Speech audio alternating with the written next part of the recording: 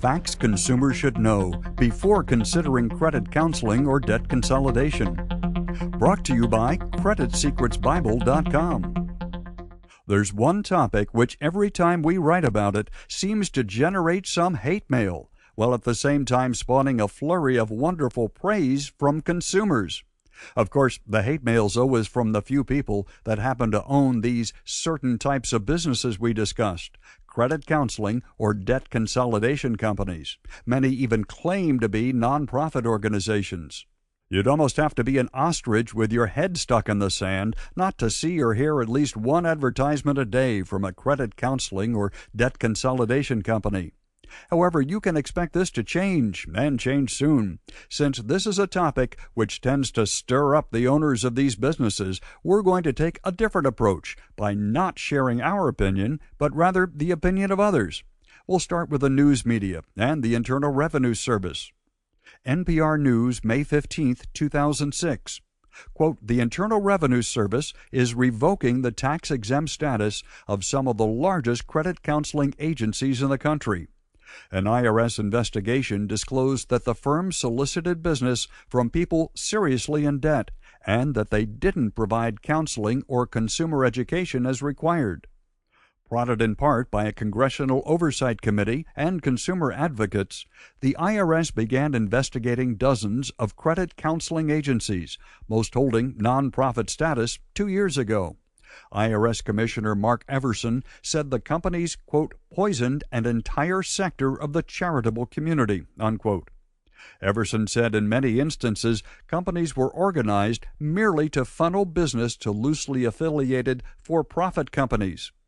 Many of the firms spend millions of dollars on commercials that urge anyone with debt to call them to solve their financial woes. And because tax-exempt organizations are not bound by the federal Do Not Call list, the firms were able to randomly call consumers, pitching their services under the guise of a nonprofit counseling service. The IRS investigations are also likely to affect consumers, thanks to a new bankruptcy law that requires consumers considering bankruptcy to get counseling before they're allowed to file. The IRS wants to ensure that only legitimate nonprofit agencies are doing the counseling. In addition to the actions announced Monday, the IRS is sending more than 700 compliance letters to the rest of the credit counseling industry, unquote.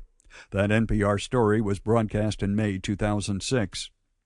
Since almost all credit counseling and debt consolidation companies claim a nonprofit status, we feel most consumers are easily sucked in with their skepticism and defenses at bay. After all, when most of us hear the word nonprofit, the first thing we usually think of is, well, a church or homeless shelter. From the NPR article and the actions of the IRS, we think it's fair to assume that many of these, quote, nonprofit organizations have been operating under a scenario similar to that of a wolf guarding a henhouse. However, this doesn't mean all credit counseling and debt consolidation companies are bad, but you do need to know the truth about how they operate and their limitations. The first thing you want to understand is these companies are all more interested in making money off of you than they are in preserving your credit rating. The bottom line with either credit counseling or debt consolidation is that it absolutely ruins your credit. We can just hear the companies arguing this with the consumer right now, telling them nonsense like, it helps your credit since it tells creditors that you're working on your situation and not just running away from it. Listen. If one of these places tells you that, then watch out. Why? Because they will lie to you about other things as well. One of the first actions these programs usually require is for you to close all your revolving credit accounts. You then make payments to the organization, and they take care of everything for you. What this says to your creditors, as well as anyone else considering giving you credit, is that you are so out of control with your finances that you can't even manage paying back on your own. Therefore, you're hiring someone else to do it for you. 99% of the time, these companies will claim they can negotiate with your creditors and get interest rates reduced, thereby saving you money. Well, this is true What's also true is you can easily negotiate these same rates as well as they can just by calling your creditors yourself. You'd be amazed at how many of your creditors would love to hear from you, especially when the chips are down. Not to mention, any money the counseling company was to save you would be more likely sucked back up by their monthly fees, usually about $500 to $1,000 per year. This brings us into a whole other dynamic of their business model. Because these companies always make their money off of monthly fees paid by the consumer, the longer they can keep those monthly fees coming in, the more profitable their business will be. It's for this reason that most consumers who sign up with these companies usually find themselves on payment plans with the lowest monthly payment possible, which also turns out to be the longest payment plan possible. Not surprising, is it? Are we against credit counseling and debt consolidation companies? Absolutely not. After all, there are millions of people in America who will never be able to manage their finances. Credit to them is a destructive addiction, much like alcohol or drugs, and they will never be able to control it. Instead, it will always control them. We've all seen these people. Every time they're extended credit, shortly thereafter, they're in financial trouble, usually blaming it on some external factor. For these people, we think these credit and debt counseling programs can be a good thing, as a ruined credit report is not a hindrance to them, but actually an asset. It keeps them out of future financial trouble by forcing them to live their lives on a cash-and-carry basis, which is ultimately conducive to a better standard of living down the road. On the other hand, if you're good with your finances and have control with credit, but went through some type of hardship beyond your control in the past, such as a divorce or maybe losing your job, then the services of these companies will never be for you.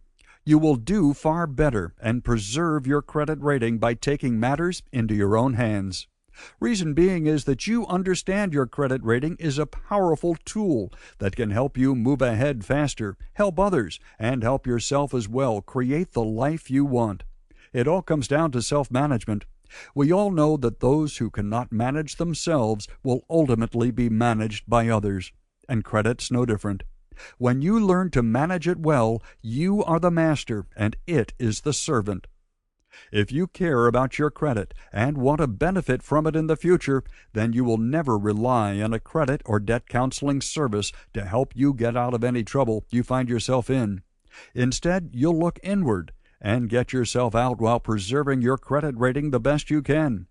Credit and debt counseling is for people who are okay with throwing their credit rating in the trash so they can have someone else manage their payments for them, since they're unable to manage themselves. And again, as far as negotiating interest rates, you can do just as good as them or better. If you don't believe me, just call any of your creditors and straight out tell them your situation. You'll quickly find out you don't need to be afraid of them. They just want to get paid like the rest of us. This video has been brought to you by CreditSecretsBible.com, the fastest way to raise your credit score, guaranteed. For more information, please visit CreditSecretsBible.com.